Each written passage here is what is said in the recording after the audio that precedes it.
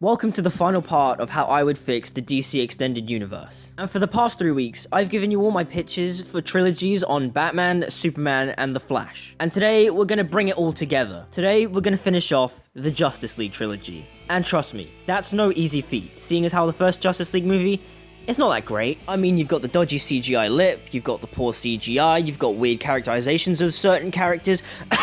Batman.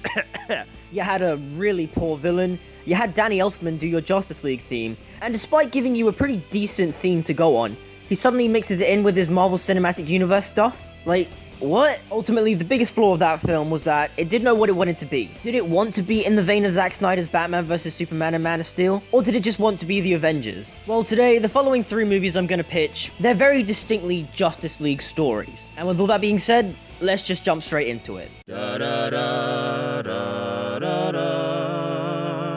da da da da da da. The Justice League sequel will be an adaptation of Justice League Doom, or The Tower of Babel, whichever one you prefer, potato potato, tomato tomato. And to those of you who are unfamiliar with the Tower of Babel story from the comics, or the Justice League Doom animated movie, to put it simply, the story revolves in a group of supervillains stealing Batman's contingencies to take down the Justice League. They use them against the Justice League, and it's up to Batman and the League to stop them. And by the end of that story, there's ultimately a massive conflict between the members of the Justice League. Some members of the League think it's justifiable for Batman to have made contingencies to take them all down, whilst other members disagree and see it as a massive betrayal from Batman. And ultimately, where I'm going with this is that this Justice League movie will be kind of like Civil War. And I want this to be DC's version of Civil War. And it's going to be a Justice League movie. It's not going to pretend to be a solo characters movie, unlike Captain America Civil War, where it tried to be 3 things at once. It tried to be the third parter in the Captain America trilogy. It also tried to be the sequel to Avengers Age of Ultron, plus it had to introduce Black Panther and Spider-Man. Because it tried to be all those things at once, it ultimately diverted the attention from the political argument, which was, should the Avengers be forced to operate under supervision? But I digress. This is not the time for me to be talking about my feelings on Captain America Civil War. So Justice League 2 will be kind of like DC's Civil War. You'll have the Legion of Doom,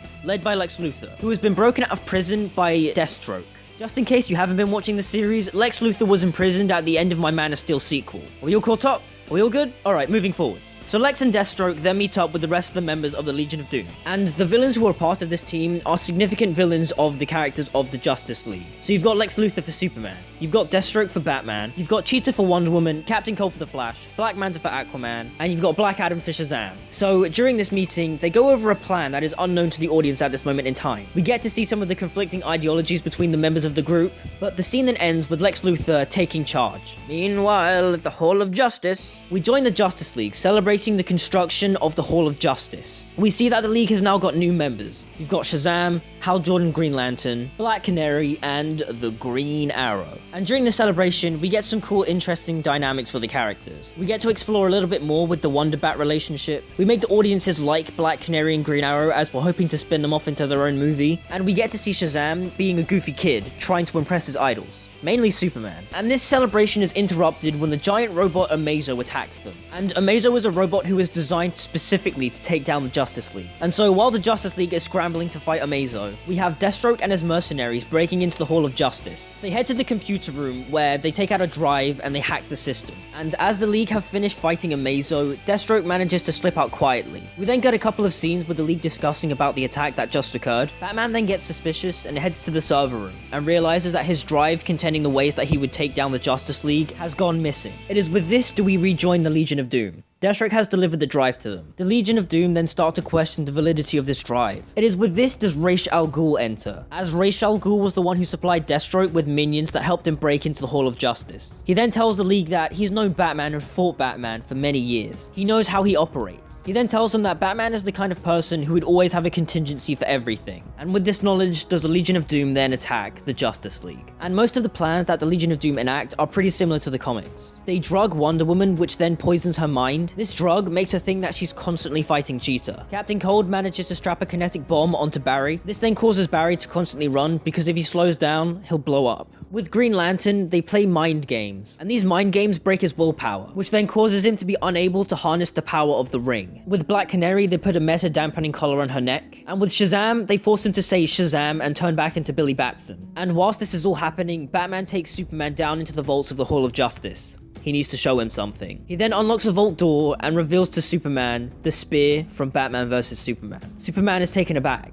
He wouldn't expect Batman to have kept the spear. Batman then tells him that the spear was going to be used on him. This was one of his many contingency plans to take down Superman. And it's after this revelation do Batman and Superman head back up to the surface. With the assistance of Green Arrow and Black Canary, with Green Arrow having used one of his trick arrows to take the collar off Canary, they followed Batman's commands to undo the contingency plans. With most of the League being freed, Shazam is taken into the Hall of Justice as he's just a kid at this moment in time. The League then face off against the Legion of Doom. And so after this action sequence is over, a good chunk of the ending of the film is this massive debate. One section of the debate revolves around Batman allowing Shazam to be a member of the Justice League when he knew he was a kid. Another section revolves around Batman's betrayal of the team. But then you've also got members of the Justice League who stuck up for Batman. They argue that what he did was logical. But the overall conclusion of this debate is that Batman is not to be trusted and is kicked off the League. This causes outcry amongst many, Black Canary, Shazam, and the Flash especially. And so by the end of the film, the Justice League is divided. One half splits off with Superman and forms the Justice Society of America. The other half joins Batman, and they become a rogue faction of the Justice League. The after credit scene for this film is a little bit of a tender one. We join Batman, with his cowl off, in the vault of the Hall of Justice, just staring at the kryptonite spear. Superman joins him. There's a bit of tension. Not wanting to start an argument, Bruce leaves. Superman then stops him, and hands over the spear, which has a specially designed lead-lined case. This is just so Superman can hold it. He tells him to keep it, and that he'll never know when he'll need it one day. He smiles at Bruce, and lets him leave.